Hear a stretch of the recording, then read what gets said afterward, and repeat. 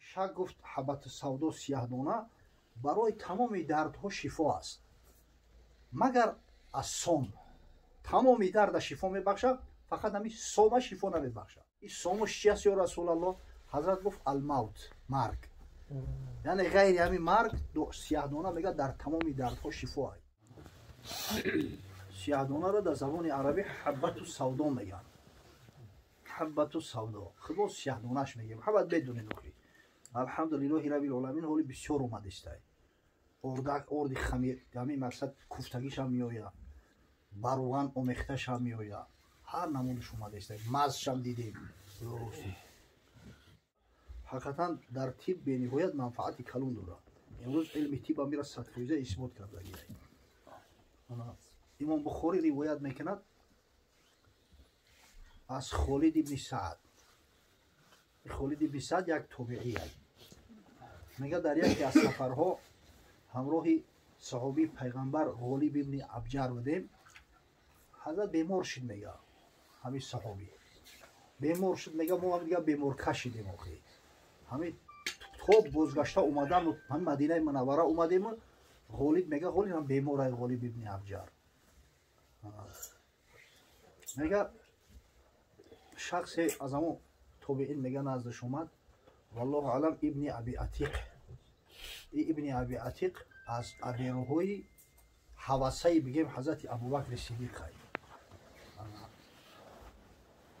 عبدالله نام داره. عبدالله ابن محمد ابن عبدالرحمن ابن ابوبکر صدیق.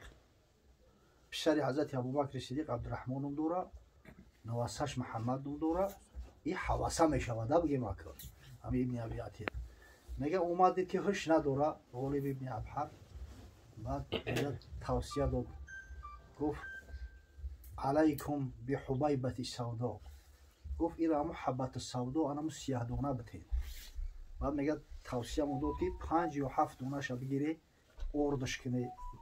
یگون اغرق نمیچکنش مقصد که ارد شوه با روغن یک جایش کنید در پتوی بینیش بچکنید.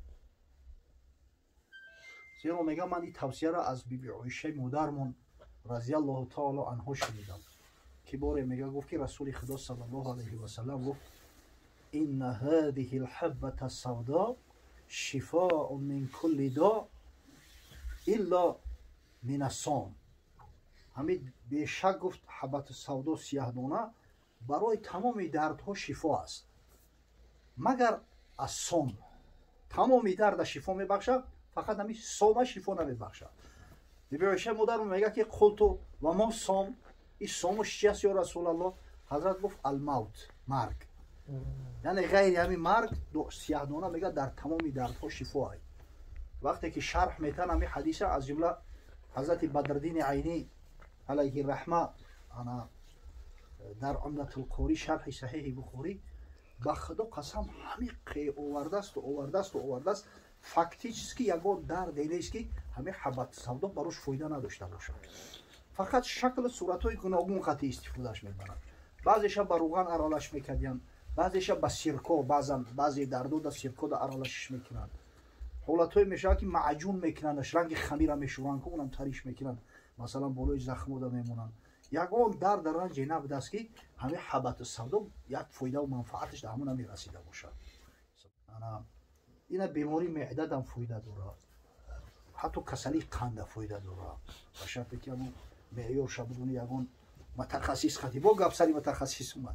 یگان متخصصی همین کار خطی مصلحت کنی و دوزای معین شبگه و همون را انشالله استفاده ببری.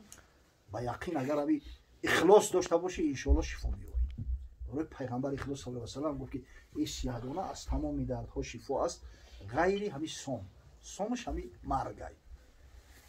پروردگار به ما شفای کامل عاجل و ارواح گذشته را رحمت مغفرت کنه. به فرزندان صاحب فرزندای خوب صالحه بودن که محفل عقیقه شب برگزار بسازند. روح پیامبر صلی الله علیه و سلم در عالم برزخ خشنود بگردونند.